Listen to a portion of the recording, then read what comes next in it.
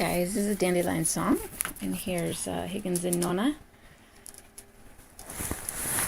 I'm going to read to you something out of American Destiny, and I do want to talk to you about the comments, because I'm worried that even if sometimes I'll answer a comment,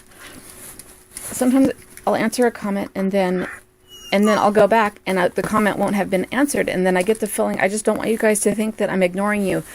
I sometimes am slow on the comments, sometimes even 3 days slow on the comments, but hey, stop that. This is a family show. Lie nice. Sorry, let's see. I do get to the comments, and I do answer almost, I either thumbs up or answer them, almost all of them, really. So if I haven't answered your comment,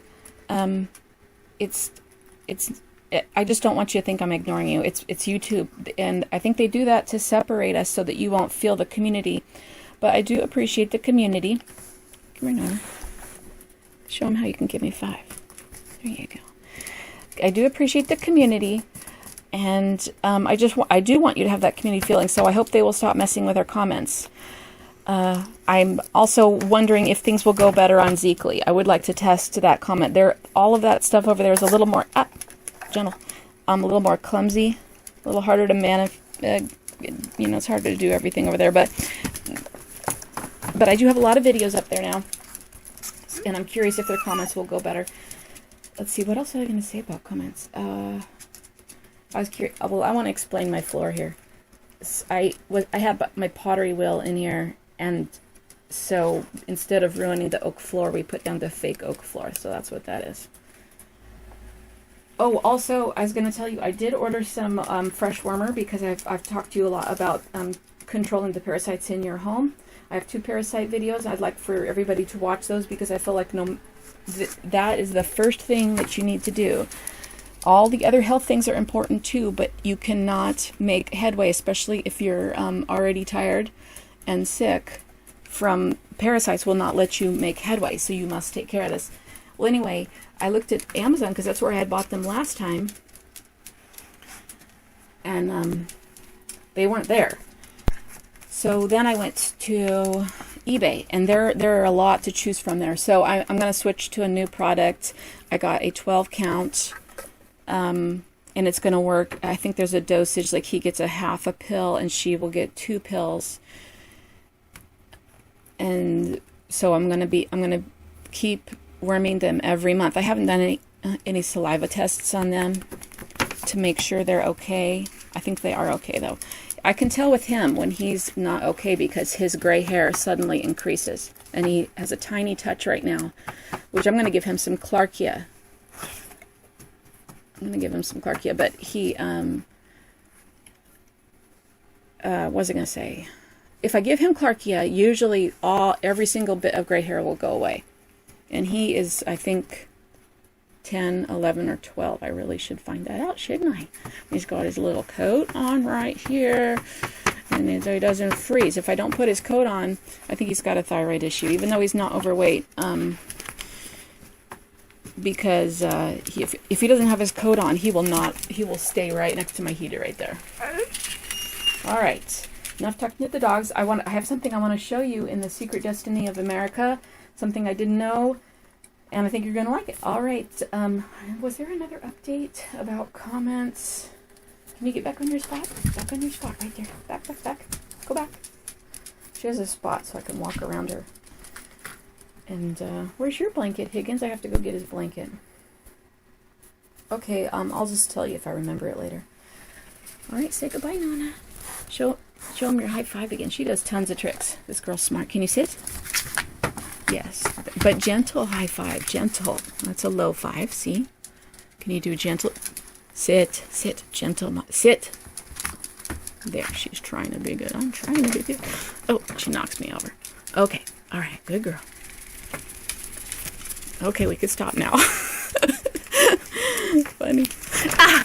Knocking me over. Here, knocking me over. 7-pounder. Okay. Everybody calm down. All right, here we are. So before we dive in here, you're going to love this chapter, first of all. I just did a YouTube search on this concept, and I don't think it's on YouTube anywhere. And I don't understand it. Like, is nobody reading his books, or are the only people reading these books? I guess, you know, of course, not everybody has a YouTube channel, but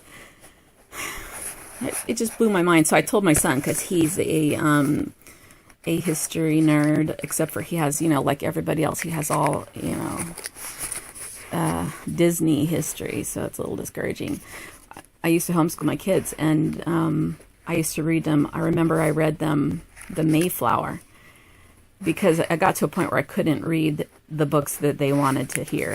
I just couldn't take it anymore. I read a lot of books, and I just came to the point where I had to read what I wanted to read, and they ended up liking it. So I read them a lot of interesting things.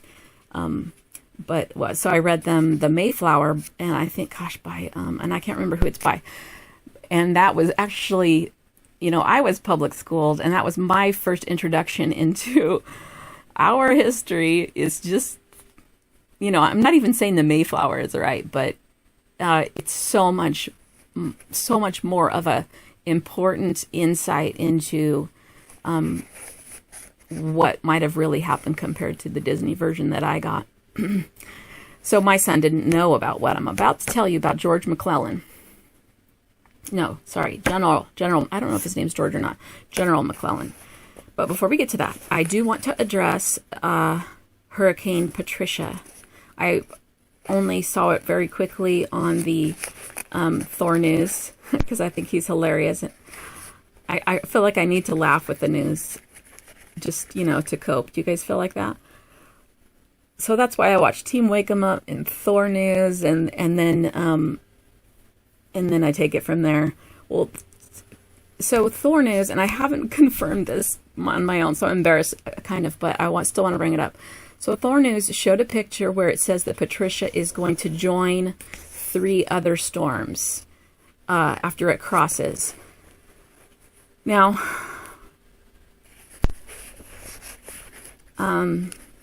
oh yeah, I want to get to a move, say to the mountain move about Patricia, actually.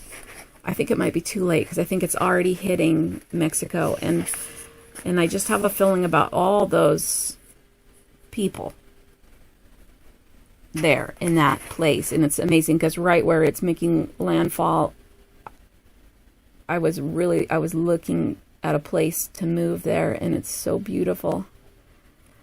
Well, anyway, so then I just think about, oh my gosh, just pictures I saw and how beautiful it is there, and the people, and wishing for their safety, and hopefully they can either get out of the way or get underground.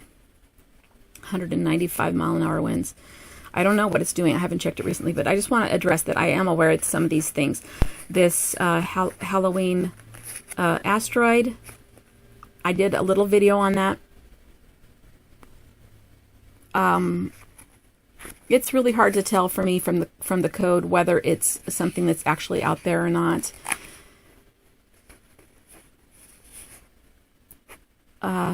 But from the code of the 2 movies that I have decoded having to do with asteroids, which is Deep Impact and Armageddon,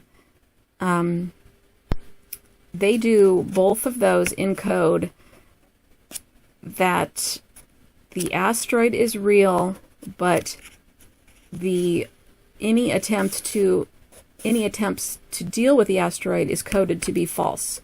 So if they say they're going somewhere, like right now we have what is this robot name? Osiris Rex, the robot that's going out to be on to go gather information about an asteroid. According to what I have seen about the codes, that is going to be false. And also just Osiris Rex itself has all the code, and they put a mural of it up somewhere. I can't remember now. I think it's Arizona. I don't know. I wish I just had like a firm grip on these facts. Come on, brain. Well, it all makes it look like it's not real. Like it's just symbolic. Also, there's a temple on my Philae line. If you go to my video about the Philae line, it's one of the first things I found in Google Earth. It passes through Philae. That's why I named it the Philae line. And the reason why I named it the Philae line is because Philae, I believe, is the first and most it's probably not the first. Sorry, it's the one of them actually. Sorry, well, I named it the Philae line before I found some older stuff. There is older stuff on this line, but at the time I named it the Philae line, the Philae Island and the Temple of Isis, which is the first temple, and then also there's a Osiris temple right there, and that's believed to be the island where Osiris is buried, and according to local legend, no fish or birds will come next to the island and things like this.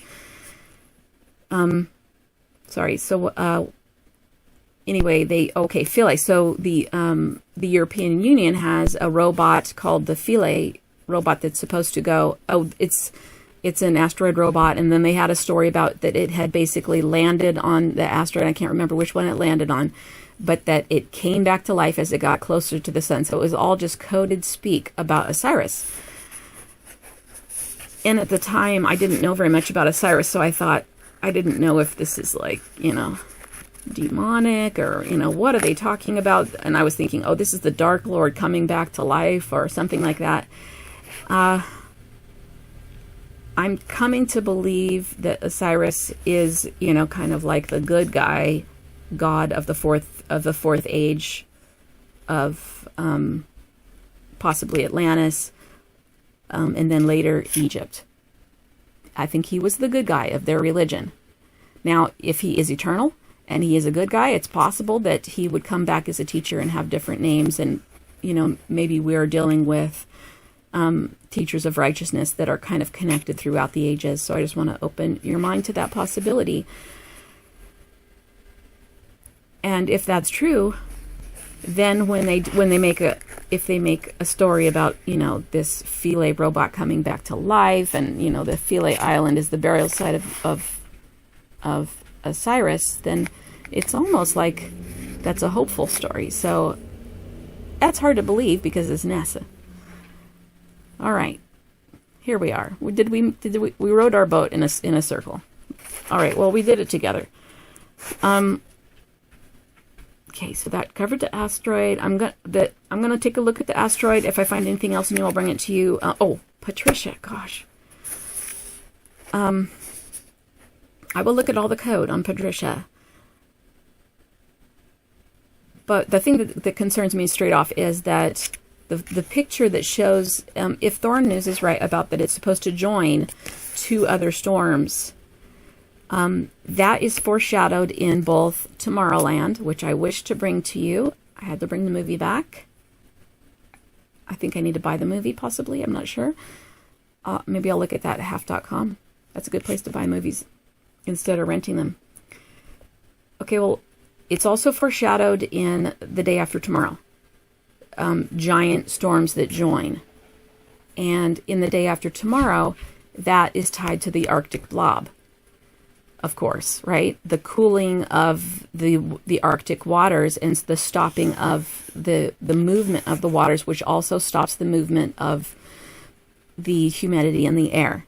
And this is why the Mayans say that it stopped raining for them, because the air stopped. Now, they didn't get the mini ice age like everybody else did. So, to me, Patricia is a sign of the reality of the coming ice age. All right, my phone's ringing. I'll be right back. Okay, sweeties, that was my dear friend again calling me to cheer me up. All right, well, let me show you this amazing chapter. Please, I will have a link in the description. This book is very affordable. Some of them are not so affordable, like Taking Measure and Pi and Alphabet. Oh, I don't have a... Okay, I gotta pause it again. Okay, so actually just a few more general words about the channel and just updates. And Patricia, Hurricane Patricia.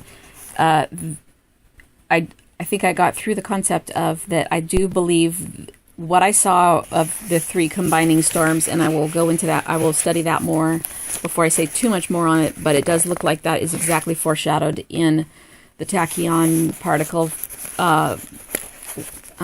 technology of Tomorrowland, and the Day After Tomorrow, which is a a future vision that was given by the visitor in the room of Whitley Strieber, and I've brought some of that to you in the book The Key. So if you would like to know more about Whitley Strieber and the visitor in his room, And the book, The Key, that he wrote about that, which eventually came into the movie The Day After Tomorrow. He also wrote a book, The Day After Tomorrow, and then that came into the movie The Day After Tomorrow. But the book, The Key, is the very first thing. It does not appear to be. I had originally thought he was told that by gray aliens. I don't think that anymore. I think that it was an angelic visit. So if you'd like to learn more about that, just look on my channel, search Back to the Books, The Key. And that you will find those books. And I don't, or those videos, I don't read the whole thing. I only read 2 parts that I think are, really summarizing it. I hope you like all my my Back to the Future videos. My friend just talked to me about that he saw the movie The Walk. And if you have seen the video link that I gave you in the description of the Facebook Quantum Prophecies, that video, you will know, this is my note page, it's all messy, you will know that it very much looks like Marty McFly is the main character in The Walk. Both of these movies are made by Robert Zemeckis. From my codes, it looks like Robert Zemeckis wrote Marty McFly to portray himself, and that he is the time traveler. So I have not seen The Walk, and I'm going to look at the preview very soon, or the trailer. I'll bring that to you first. And anyway, I hope you like these. I just had a good time making the Back to the Future videos, and I feel like there's more here. It's almost like it's a Rosetta Stone of code. Do you see what I'm saying? We have some solid events that we know happened. And we have JFK and 9/11 and probably some other things that we can find in there. I just watched Back to the Future 3, which has to do with the Wild West and the time travel of the train. And if you've been paying attention, since Philadelphia, we have had tons and tons of train, real train, and also train wreck type of Hollywood movies about trains. And I've talked to you about what I think the train symbolizes. I'll just draw the little worm here. Sorry. I noticed this is in my intro and my outro. I went searching for it in Google Images. I didn't draw it right because it's supposed to be flat on the bottom. It's in my intro and my outro. There's this worm, which is the name of the pharaohs. And this 7 on the top is the 601 on the Philadelphia, on the corner of the head of the Philadelphia train. And I think I have that picture in my intro and my outro too. I might have different ones. I'm going to fix up my intro and my outro. I have new software now, and it's going to get better. I don't know if I'm going to make it shorter. The reason why I have it like that is so that when new people watch, it's really for the new people. And I know if you've seen it 100 times, you've probably benefited from the idea of going back and checking that movie, hopefully. And if I could put annotations on it, I would, but my computer crashes every time I try. So that's the reason why I have that, is so that when a new viewer comes, they realize some other video is going to pique their interest, and it's positive for all of us to know as much as possible. So that's why I do that. And also so people can see that, sometimes I work on movies, sometimes I work on The Simpsons, sometimes I work on books, sometimes I work on, tweets.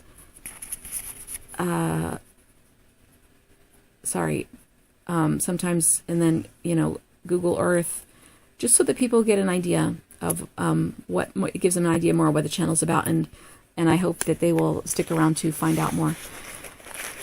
Okay, gosh, I don't know. Maybe I should not put this all right, we're just going to carry on here.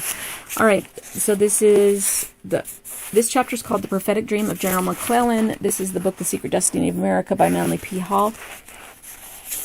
I have more books. I have more Back to the Book videos on this book. Now, this, I will read some parts of this to you, but not the whole chapter. So let's read the intro here. This has to do with, well, I'll just read it to you. Okay, here we go. In a dark hour of military apprehension, the general of the Union forces was visited by a vision in a dream. A voice spoke, and a map came alive with troop movements as the enemy forces moved into the very positions he had intended to occupy. The voice told him that he had been betrayed. He raised his eyes and looked into the face of George Washington. This ties into George Washington being portrayed as a 33rd degree Mason. Apparently he ascended. There are other sources that say that he ascended besides just kind of like Freemason sources. When McClellan awoke, his map was covered with marks and signs and figures, indicating the strategy that prevented the capture of the nation's capital. Also included in the dream was the warning of the father of our country, that we would wage still another struggle for the existence,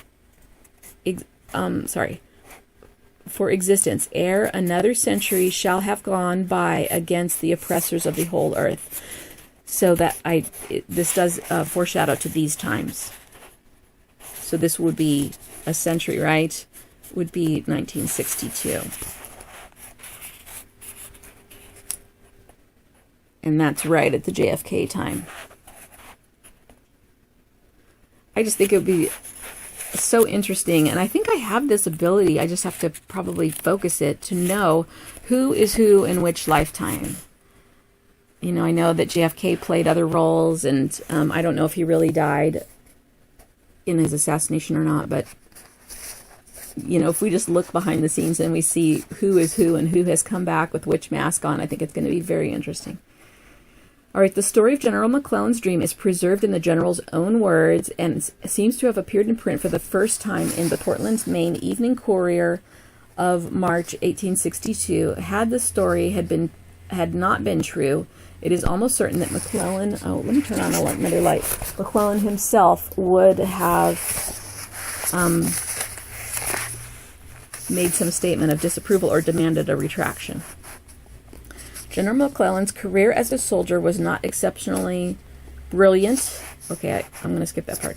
At 2 o'clock of the night after General McClellan's arrival at Washington, D.C. to take command of the United States Army, he was working over his maps, studying the reports of the scouts. A feeling of intense weariness came over him. Leaning his forehead on his folded arm, he fell asleep at his table. He had not been sleeping for more than 10 minutes when it seemed that the locked door of his room suddenly was thrown open, and someone strode into his room. In a voice terrible with power spoke General McClellan. "Do you sleep at your post?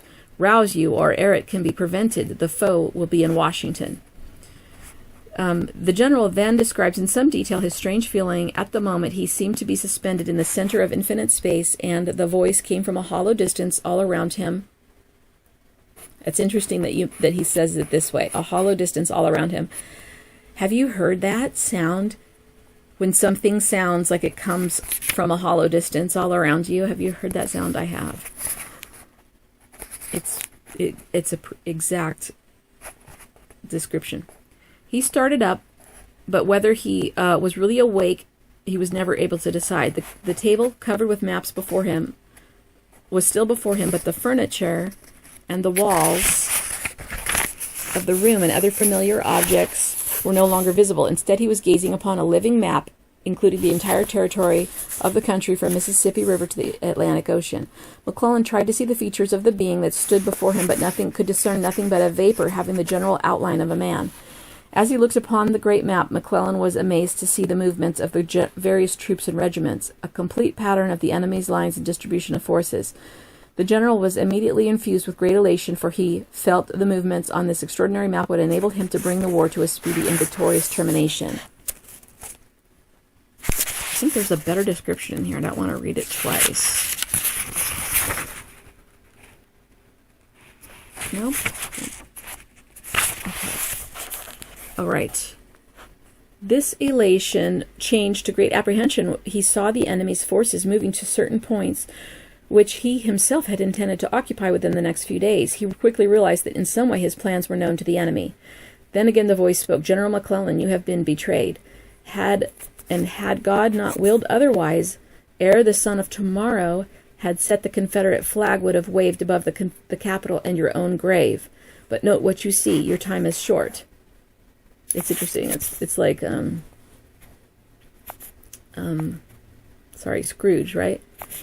His pencil, moving with the speed of thought, McClellan transferred troop positions from the living map to the paper map on his desk, and when this had been done, McClellan became aware that the figure standing near him had increased in light and glory until it shone like the noonday sun. As he raised his eyes, he looked into the face of George Washington. I just want to tell you that I am aware that this is possibly all propaganda, but or even if it's not true, he could have seen what he wished to see, which was George Washington. Because in the early religions, of course, they say that, George Washington was like, leavened up like to the level of a god. So if George McClellan was a Freemason, he would have been saturated with that teaching. And then his own mind filter would have placed that upon his experience. So we just gently question, what his filters might have been. The first president, with sublime and gentle dignity, looked upon the bewildered officer and spoke as follows: General McClellan, while yet in flesh I beheld the birth of the American Republic. It was indeed a hard and bloody one, but God's blessing was upon the nation, and therefore through this her first great struggle for existence, he sustained her with his mighty hand and brought her out triumphantly. A century has not passed since then, and yet the child republic has taken her position of peer with nations whose pages extend for ages into the past. She has, since those dark days, by the favor of God, greatly prospered, and now, by the very reason of this prosperity, she has been brought to her second great struggle. This is by far the most perilous ordeal she has had to endure, passing as she is from childhood to opening maturity. She is called on to accomplish that vast result, self-conquest, to learn that important lesson, self-control, self-rule, that in the future will place her in the van of power and civilization. But her mission will not then be finished. For ere another century shall have gone by, but the oppressors of the whole earth, hating and envying her exaltation, shall join themselves together and raise up their hands against her. But if she is bound worthy of her high calling, they shall surely be discomfited. And then ended her third and last great struggle for existence. Thenceforth shall the republic go on, increasing in power and goodness, until her borders shall end only in the remotest corners of the earth. And the whole earth shall stand beneath her shadowing wing, become a universal republic. Let her in her prosperity, however, remember the Lord her God, and her trust always be in him, and she shall never be confounded. As the spirit visitor ceased speaking, he raised his hand over McClellan's head in blessing, and the next instant a peal of thunder rumbled through space. McClellan woke with a start. He was again in his room, with his maps spread out on the table before him. But there was one difference. The maps were covered with marks, signs, and figures which he had inscribed there during the vision.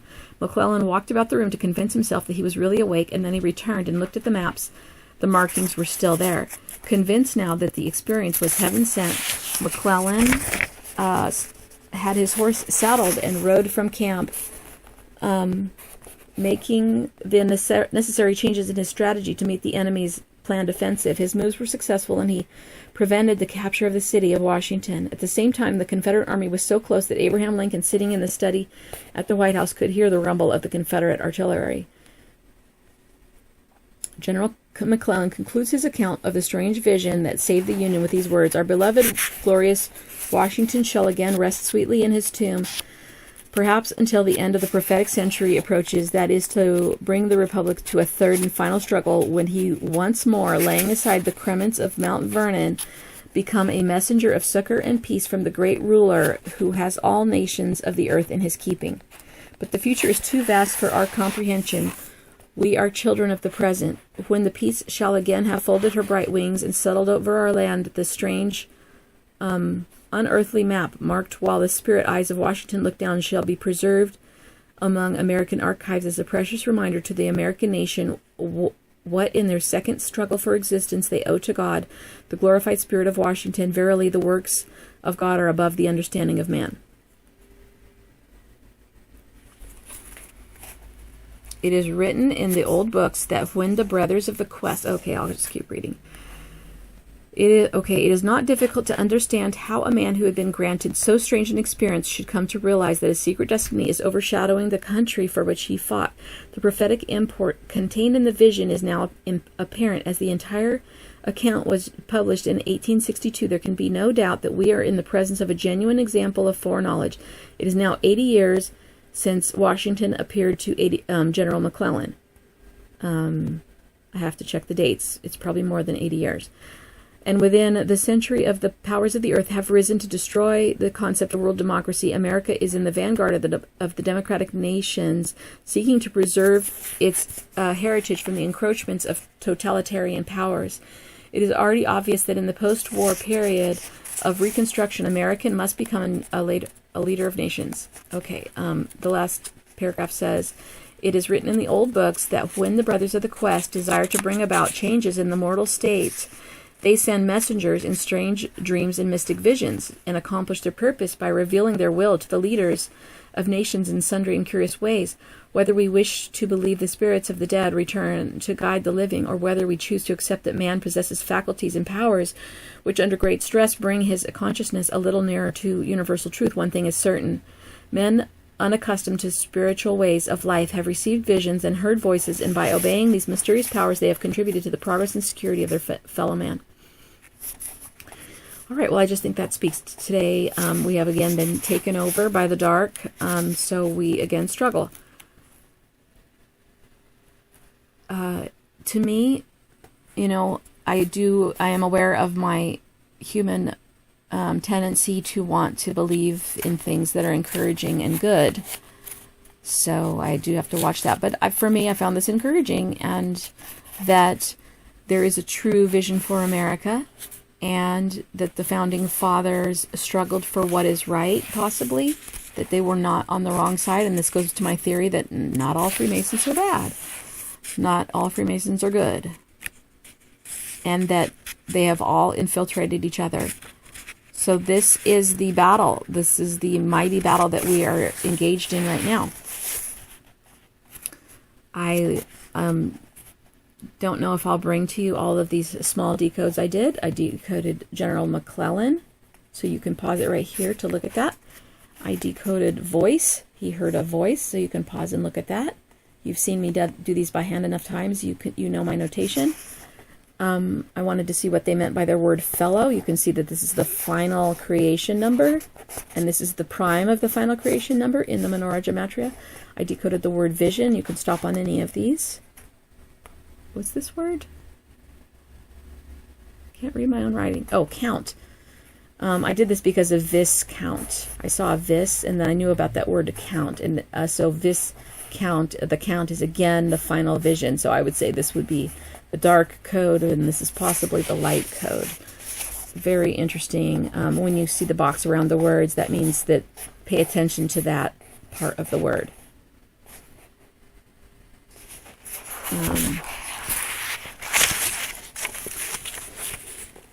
Here again is Ham, Abraham, Abra, Vernon, Mount,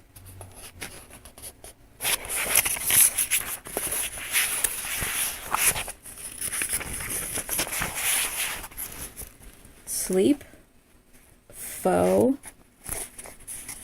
career, soldier, and over here on the very far right, I made a note, fallen. 29 is code for fallen for me. SOL, you know, is like the Statue of Liberty or the soul. It means it's another word for the sun. And then here it shows 46, which is the combination of the two chromosomes, the two sets of 23 chromosomes. And this is of the earth, right? So I'm not sure about this fallen code. That's just an emerging theory. So you can stop on any of those. All right. Love you guys. I hope you like that. Talk to you soon.